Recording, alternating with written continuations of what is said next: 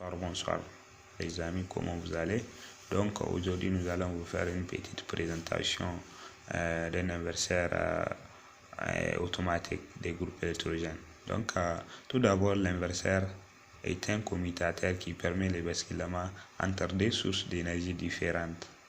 Donc par exemple ici nous avons un groupe électrogène qui est ici de mon marque Caterpillar, et là nous avons un compteur d'énergie, et ici nous avons l'inverseur, et là nous avons la charge.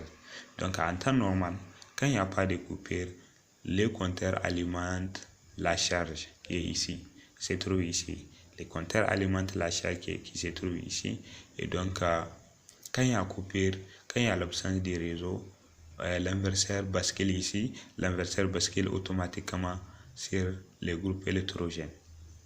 Donc ici nous avons les groupes électrogènes, et ici nous avons les disjoncteurs d'alimentation. Donc dès qu'il y a coupé du réseau et à l'absence de la tension du réseau, directement il bascule sur les groupes électrogènes qui va démarrer pour pouvoir alimenter la charge qui est ici.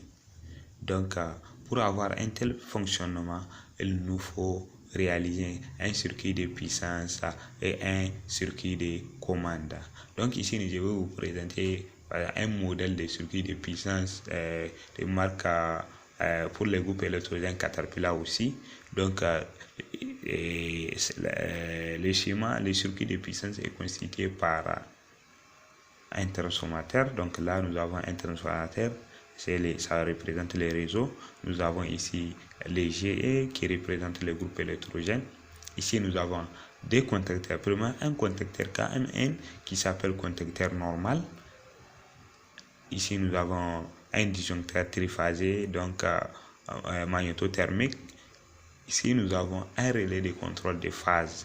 Donc lui, son rôle c'est de couper l'alimentation au cas où une phase du réseau a été intervertie pour pouvoir protéger les équipements qui fonctionnent en triphasé.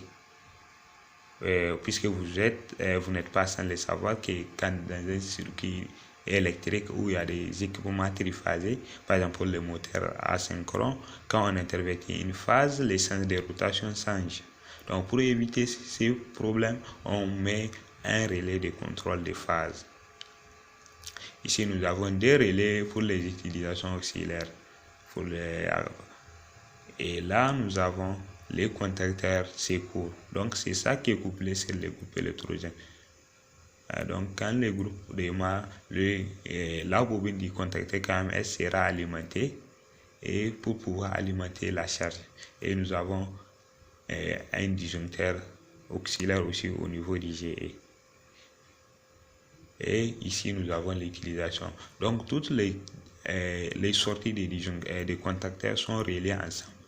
Donc quand c'est le réseau, donc le contacteur KMN ferme ses contacts ici, et quand c'est les groupes électrogènes aussi, les contacteurs KMS ferment ses contacts. Pour éviter le